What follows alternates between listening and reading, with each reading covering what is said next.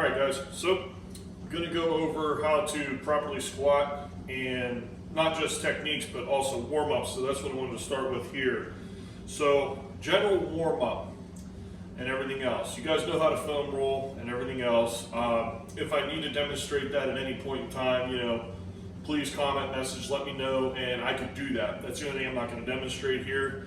But usually my general progression is foam roll first, and then I move on to a hip circle and everything else. Now this guy here goes around both of your legs, and from there you can do a side abduction, and you can also go up for hip flexor and back for glute. So you can go in either direction. Usually, for me, myself personally, I need to warm up out here, my outer hips and glutes a little bit. So I'll do the side to side. I usually do anywhere between 5 reps and 25 reps. Usually the most reps is going to benefit me the most, getting the blood in there and getting warmed up. Now, another crucial exercise too that a lot of people do not do, especially when it comes to the back squat, is getting your shoulders and your chest mobile and opened up, okay? That's where this band comes in. Now, it could be any band. It doesn't matter what kind of bands you use, but the two I like to do the most, and you've seen them already, but I'll demonstrate them anyway, is a typical band pull apart. And then the next one, I think the most important one, once they start getting loose, is I'll do a rollover. So I'll be here, I'll pull the band apart, and I'll roll it down to about the top of my shoulders here, or I'll go down below and I'll roll it back up. Okay, just like so. Why? I'm going to show you here in a second once I can get the bar set up so that you guys can see the bar set up. So I'm going to start by showing you how to set yourself up underneath the bar properly and safely, more in a high bar position. I'll show you guys both high bar, low bar, and then we'll break it down from there. All right, guys, so here's the approach on how to set up the bar. Okay, first I'm going to show you guys the high bar position. Now, this is your normal Olympic lifting bar or CrossFit bar. That's why it has the 2 rings. But most of your power bars have a center knurling and the inner ring. Okay.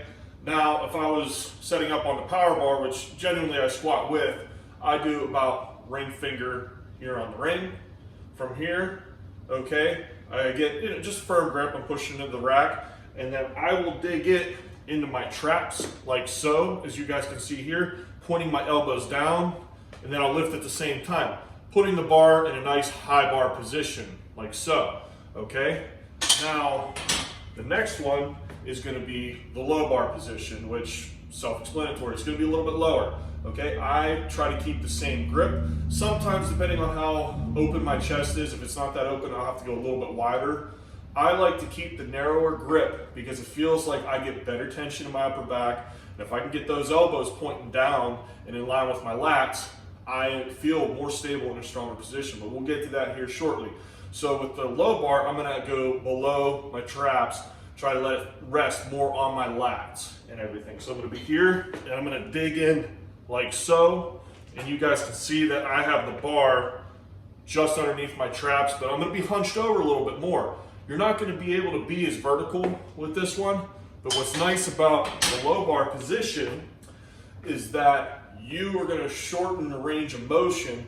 So, well, I shouldn't even really say shorten the range of motion. It's going to be your balance point more, which I'll go over here in a little bit, and that has to do with the arch of our foot. And you won't have as much leverage against you pulling you forward.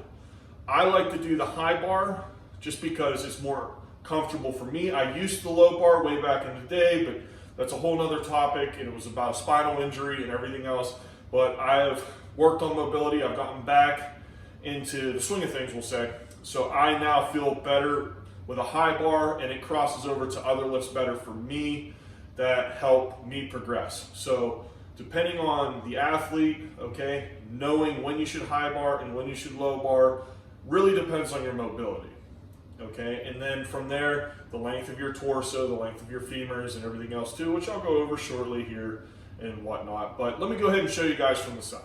Okay, guys, so now I'm going to show you how to set up both high and low here from the side. Okay, so obviously, we're going to take the same grip Mine is middle finger on the ring.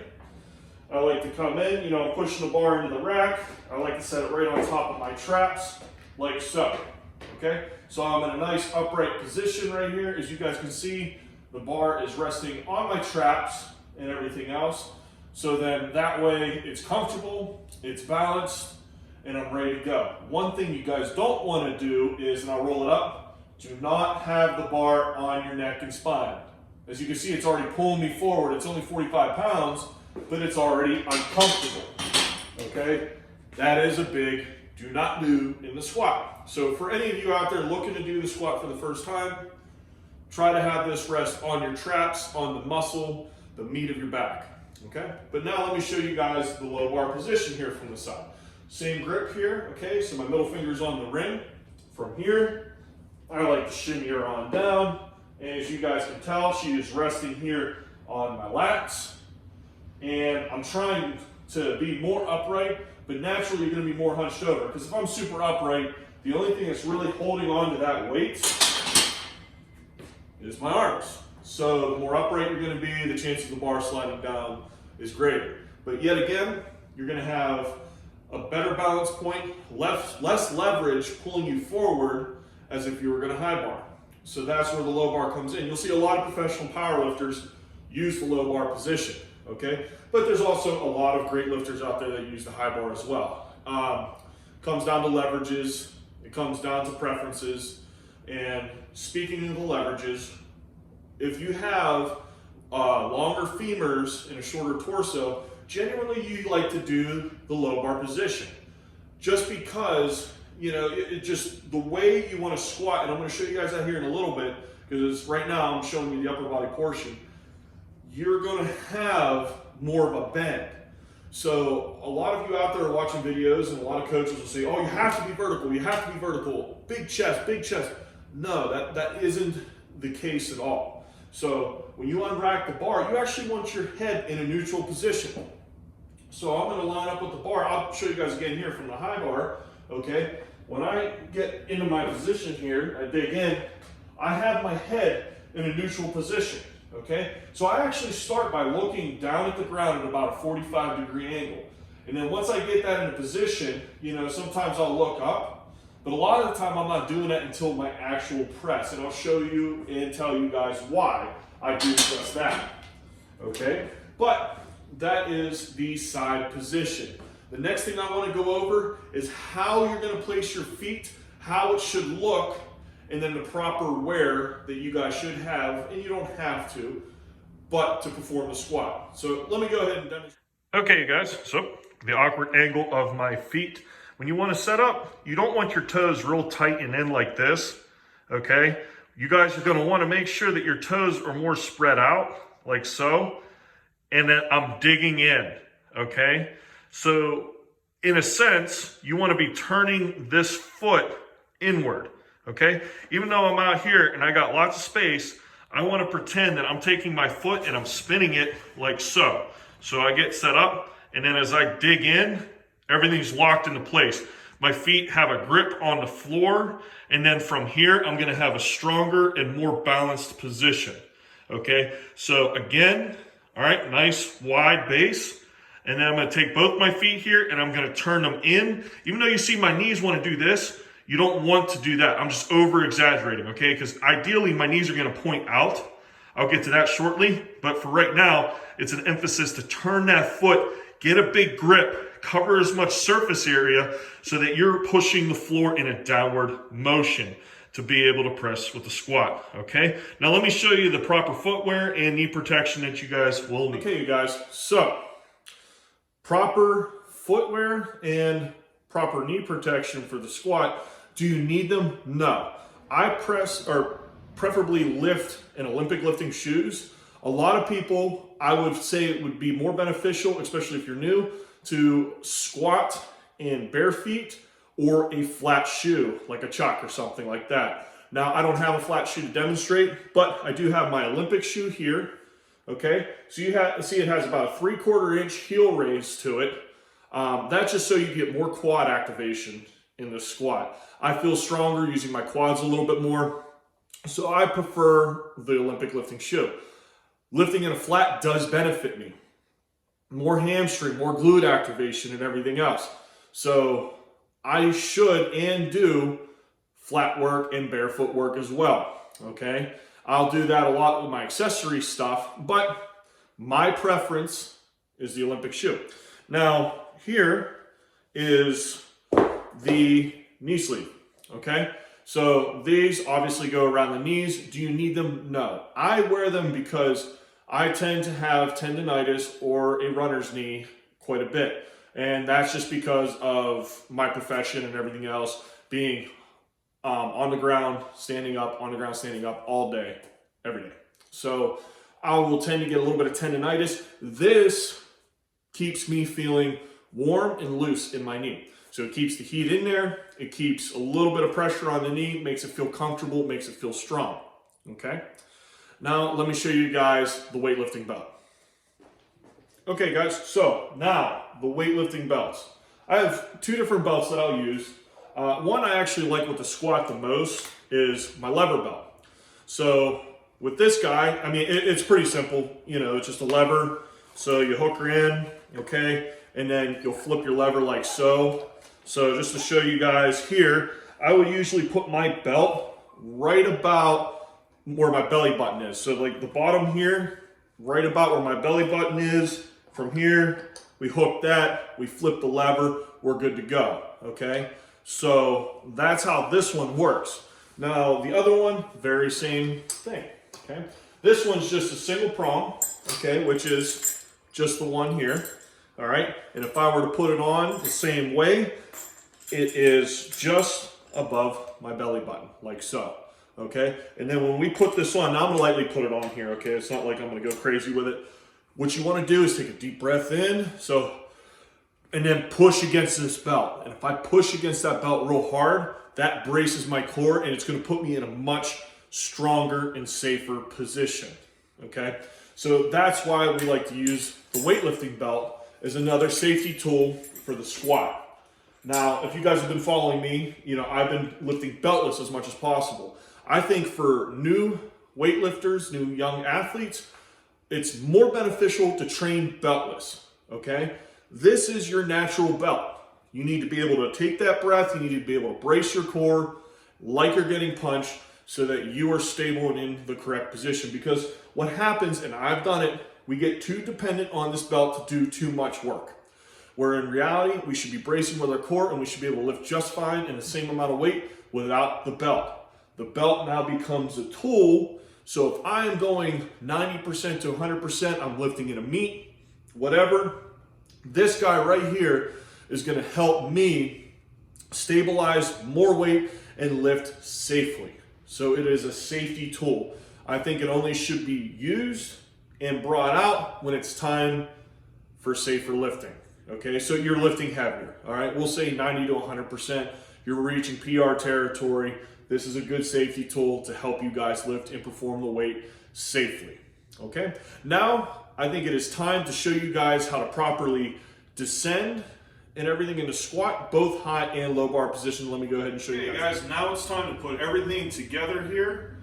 And I'm gonna show you guys 2 reps high bar and 2 reps low bar, okay?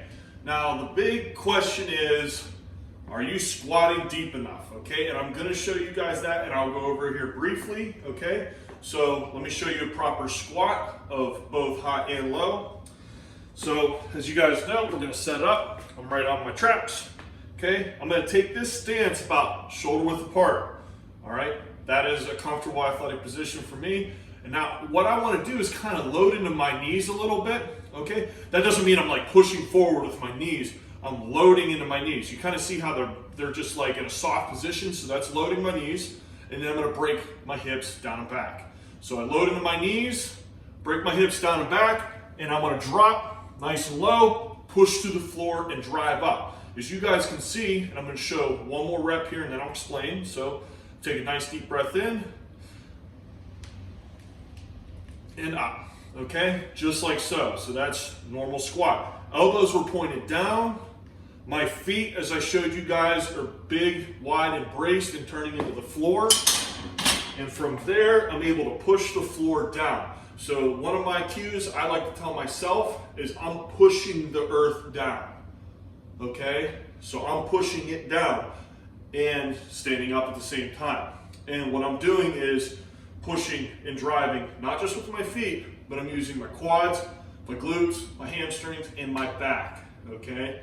And I will break that down a little bit more in a little bit, but for right now, we're gonna get into a low bar position, like so. As you guys can tell, I'm a little more hunched over, okay? But that's so that this bar is over the arch of my foot. If I go too far back, I'm gonna fall backwards. So I'm in a good balanced position, bar's over the arch of my foot.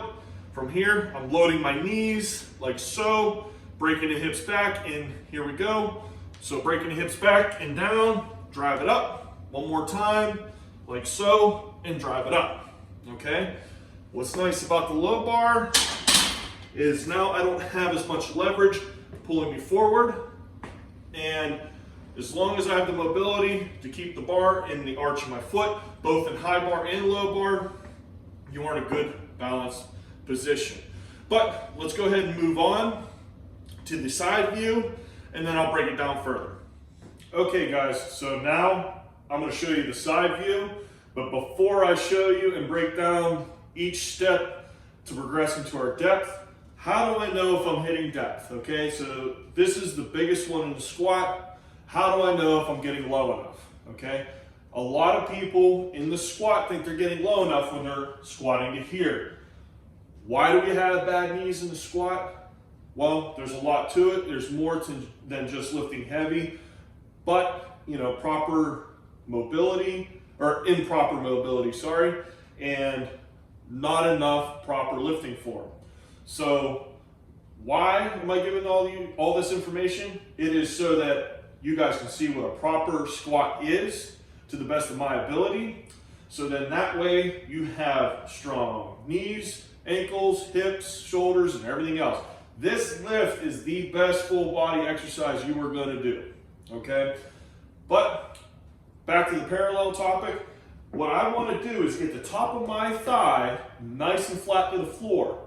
That's not always going to be the case though. If you're a lighter person, you're 200 pounds and lighter, a lot of the time, you're going to have a nice flat quad. If you're 200 pounds plus, so like, you know, you get into the big boy territory, it's a lot harder. So then we look for hip joint to knee joint. But let me get down here to a nice little squat. So I'm here, this is a good parallel position. Thigh is nice and flat, okay? Or my hip joint is in line with my knee joint, like so, okay? So that is a parallel squat. Anything above that is not a good squat. Now, if you're like an inch off or 2 inches off, in training, you're okay, you're fine. You know, what we want to eliminate is the classic football squat, okay? But let me show you with the bar, all right? So we're going to go back to the high bar, all right? Again, I'm going to put my ring finger on the ring, okay? Take the bar into my traps, like so. I'm going to lift the bar, I'm going to take my step back, okay? I'm about shoulder width apart with my stance. From here, remember we're loading the knees. Doesn't mean I'm descending. This is descending with the knees. We don't want to do that.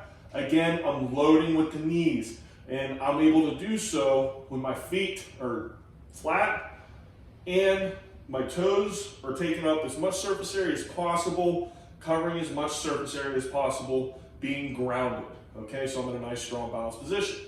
So from here, loading the knees, breaking the hips down and back, okay, getting nice and low in my squat, pushing through the floor, using my quads, glutes, hamstrings, back, and everything to drive through the floor. Let me show you guys one in full speed, okay? So I'm gonna take a deep breath.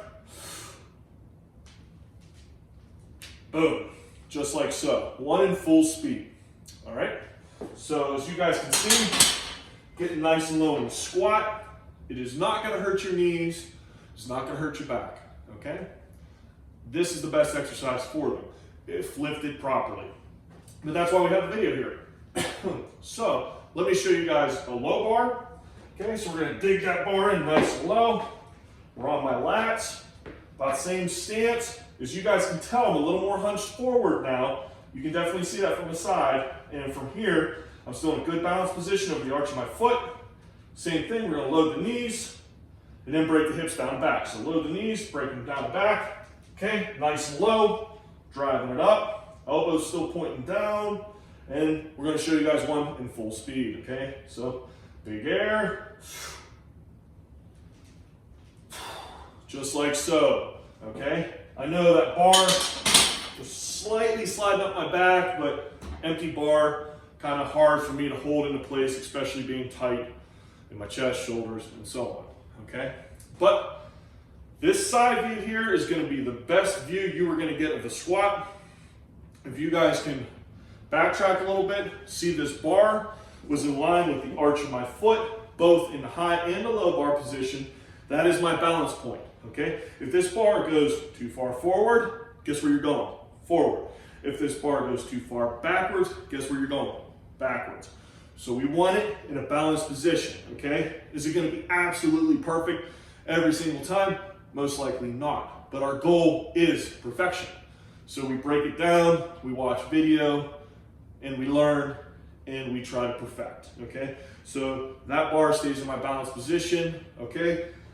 And yet again, pushing the floor down, extending my body up, making sure that my hip to my knee is breaking parallel, or the top of my thigh is nice and parallel or flat to the floor, okay? All right, you guys, so there's that. Now, let me break everything down, and let's go and review the squat from beginning to end. Okay guys, so let's review everything here on the squat. So our proper warm up, if you guys remember, we want to get blood into the hips. Remember to foam roll before, just to get everything kind of loosened up, blood's moving. Then we bust out that hip circle. And then remember, one of the big things is shoulder and chest mobility and getting those opened up so that this bar can properly be placed in a nice, comfortable, balanced position. And again, if you guys want to go back and you see foot placement of those nasty bare feet I have, I know, all right? Opening them up, getting those toes spread out, digging into the floor, covering as much surface area as possible, and it's like I'm gripping the floor with my feet. Okay, that gets me in a good, balanced, grounded position. So then that way, when I go to actually push after my descent with the bar, I can push through the ground, push the earth downward, and stand up all at the same time. Okay, and again, to hit that parallel squat, we want to make sure that we're getting our hip joint to our knee joint, or the top of our thigh flat to the floor. So those are the two different ways to know if we're getting parallel in the squat. Okay, do you guys always have to hit parallel? No, no, no, no. If you guys are looking to compete in powerlifting, then you're looking to be judged by 3 judges. So guess what? You better learn how to break parallel, okay? Or you're going into a sport that might not be for you if you don't like to be judged on how you lift, okay? But that's a whole nother topic, you guys. Regardless, best exercise you guys can perform for full body functional strength and power. This is a fantastic exercise for beginning lifters, intermediate, expert. Even if you're just somebody who's getting into the gym, looking to exercise, you're in your late 50s, late 60s, even 70s. The squat is still such a fantastic exercise to get strong, okay? And not only are we just getting stronger with it, you're building bone density. Your ligaments are now not only getting stronger, but more mobile, more flexible. And you're even working your lung capacity and your heart rate. So everything is strengthening up. It's everything as a whole. I even think it is such a good lift, and I think lifting in general for mental health, which is a whole other topic, but I think this is a fantastic lift, you guys. It is a great lift to help prevent injury if performed properly. You must perform the lift properly. Break it down, okay? Now let's go over the leverages. If I had a shorter torso, longer femurs, I'm probably gonna look more into the low bar, okay? If you are a shorter femur, longer torso kind of lifter, you're definitely gonna be looking into the high bar position, okay? Some guys, like I said, if you guys have watched my deadlift tutorial, if you're well-rounded and balanced, it doesn't matter the height or anything like that. You're probably going to be high bar or low bar, whatever's comfortable. I know me, preferably, I'm a 6'3" lifter. I like the high bar, okay? I think I have kind of a moderate torso length and a moderate femur length. So I've done both. I've done both high and low. I've actually had some of my biggest squats and still my biggest squats low bar, okay? But, you know, we're back to the high bar and everything else, and we're doing a different journey on my end now. So who knows? I might be a better squatter with the high bar. I just haven't competed with it. So we will see here in the near future and everything. But now, going over all the protection and everything else, do you guys need to lift in Olympic shoes? No, you don't have to. You can lift in flats or barefoot. I personally say, like, for overall wellness, you're going to want to be in a nice flat shoe or barefoot so that you're getting the most muscle activation. I lift in the Olympic shoe just because I feel more comfortable in it. And I feel like me getting a little bit more quad activation helps me squat more weight. But my goal in the end is to lift as much weight as humanly possible.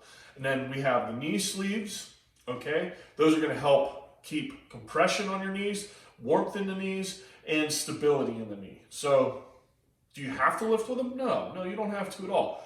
I just like to because me personally, I have tendonitis every once in a while that likes to flare up. Some days are better than others. The knee sleeve is perfect. It keeps the heat in there. It keeps compression on them, making my knees feel really, really good. Okay? And then from there, the weightlifting belt. So the weightlifting belt, okay, is usually worn right around the belly button. Some lifters do like them a little bit higher. Some lifters like them a little bit lower. So it's going to be a personal preference from there. And a little bit of experimenting to see where you need the support.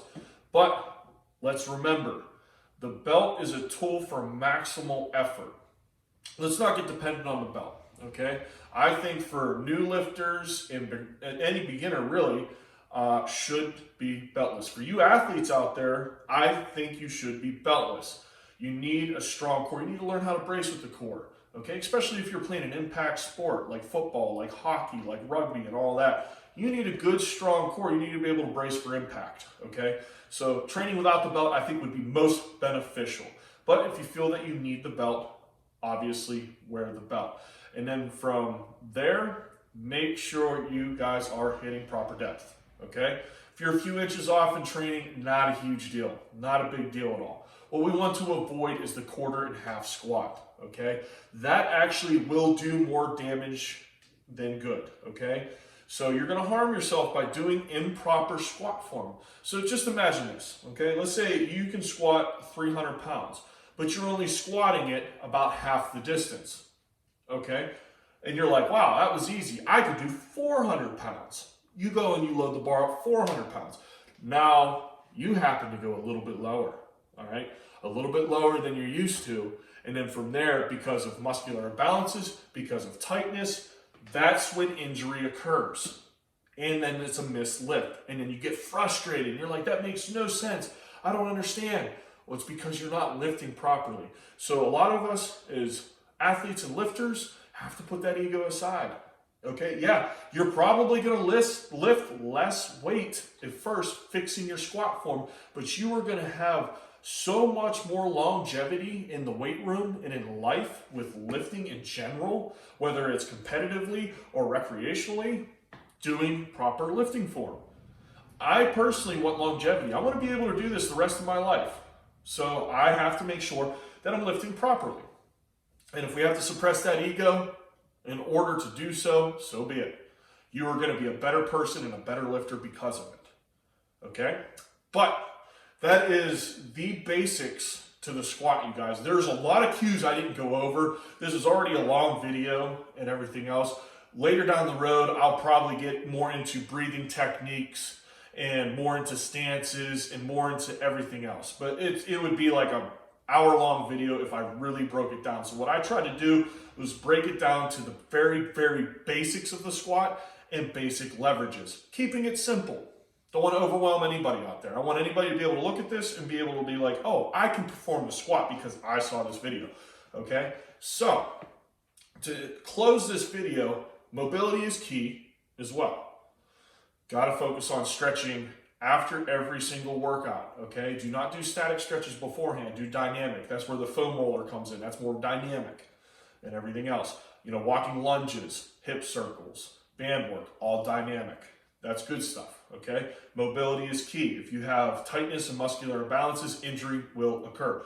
We must make sure that we are in proper position, okay? So I hope this video helps you guys, all right? If you guys don't already, please follow me personally on Instagram, @Paul Yeoman. Please follow the gym here, @the_basement gym. And then please subscribe to the hoisting channel here. I'm going to be posting more content. I want to hear what you guys want to see, what you want talked about, so that I can keep posting content that's going to interest you guys and that's going to benefit you. This is free. You can't beat free, you guys. This is free content, free material, free everything. All right, you guys. Thank you for watching. Please subscribe and stay tuned for the next video.